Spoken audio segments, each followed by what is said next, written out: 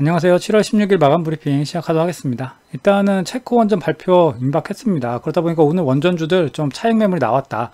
어제 말씀을 드릴 때 끝까지 끌고 가는 건 좋지 않겠다 이렇게 말씀드렸잖아요. 그래서 이렇게 일정에 맞춰진 종목들은 일정이 오면은 어느 정도 차익을 실현을 해 나가야 된다. 이렇게 말씀을 드립니다. 그 다음에 내일 같은 경우에는 이제 TSMC 실적 발표를 앞두고 있습니다. 계속해서 이제 빅테크 주식들 이제 실적 발표가 있을 겁니다. 그래서 이 내용들 어떻게 나오는지 보시면 될 것 같고, 그게 어떤 시장에 영향을 주는지 이런 것들도 함께 체크를 해 보셔야 되겠다. 이렇게 말씀드립니다. 환유가 원유는 그렇게 크게 변동사항은 없었고, 미국 증시도 사실 그렇게 큰 변동은 없었습니다. 좀 초반에 강한 흐름이 있긴 했지만, 결국은 이렇게 후반에는 좀 약한 흐름이 있었다. 우리나라와 마찬가지로 미국도 트럼프 관련된 종목들의 시비가 굉장히 강하게 나왔습니다. 물론 2차전지나 신재생 이런 쪽은 당연히 미국 시장에서 좀 안 좋게 나왔고, 반대로 이제 석유 관련 주식들이나 아니면 비트코인 뭐 이런 것들은 좀 강하게 가는 모습이 있었습니다. 오늘도 영향을 줬죠. 그래서 이렇게 지금 트럼프 관련된 종목들이 미국 시장도 마찬가지지만 우리나라에도 이렇게 영향을 계속 주고 있다. 이렇게 생각하시면 될 것 같습니다. 그래서 이제 초반에 올라갔던 거는 이제 파월이 금리 인하 가능성을 언급을 했습니다.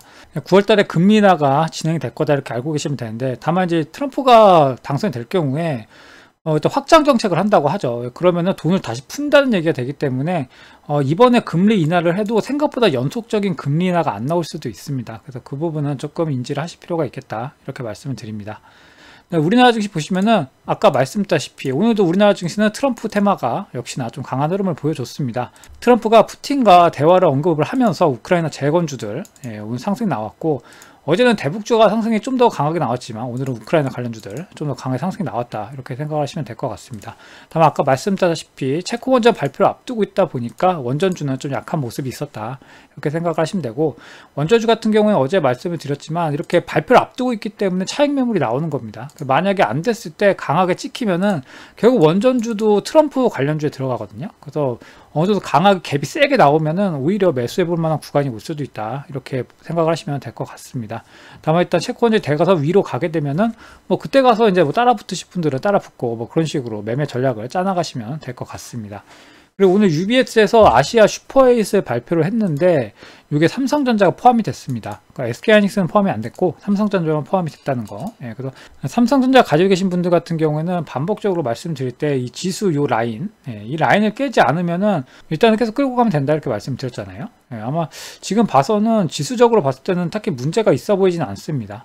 다만 조금 문제는 이제 코스닥이 다시 한번 또 이렇게 하락하는 모습이 보였다는 건데, 만약 여기서 회복을 못하고 아래로 깨게 되면은 이게 코스피랑 완전 정반대로 가는 모양이거든요. 그럼 수급이 이쪽을 다 쏠릴 수도 있습니다. 그러면 순간적으로 코스닥이 아래로 깨면서 이게 좀 아래에서 다시 모양을 잡는 흐름이 나올 수도 있습니다.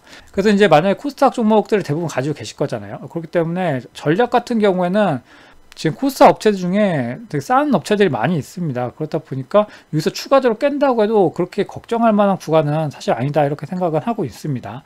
다만 일단 비중 자체가 너무 높게 들어가 계신 분들 같은 경우는 이걸 깰 때는 비중을 어느 정도는 현금화 할 필요가 있겠다 이렇게 말씀을 드리고, 그게 아니고 비중이 한 절반 정도밖에 없다, 그 다음에 매수한 종목이 기존에 이제 계속 올라갔던 이런 종목들이 아니고 저평가된 종목들 위주로 포트폴리오 짜고 있다 그러시면은 굳이 지수를 깨던 말던 이런 거 별로 크게 신경 쓰실 필요는 없습니다. 그래도 다만 아시고 계실 거는 이렇게 요 쓰리바닥 찍었던 거를 지켜주면 가장 좋다 이렇게 생각하시면 될 것 같습니다.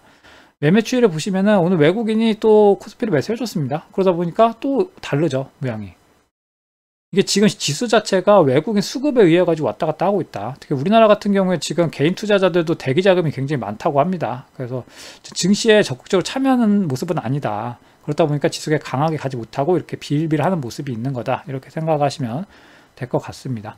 말씀을 드린데 크게 어제랑 변동사항이 없습니다. 특히나 이제 실적 발표를 앞두고 있기 때문에 그 실적 발표가 나올 때 증시들의 움직임 이런 것들을 좀 체크해 보실 필요가 있고, 그래서 지금은 개별 종목들에 조금 더 집중을 하실 필요가 있겠다, 지수보다는. 그렇게 말씀드립니다.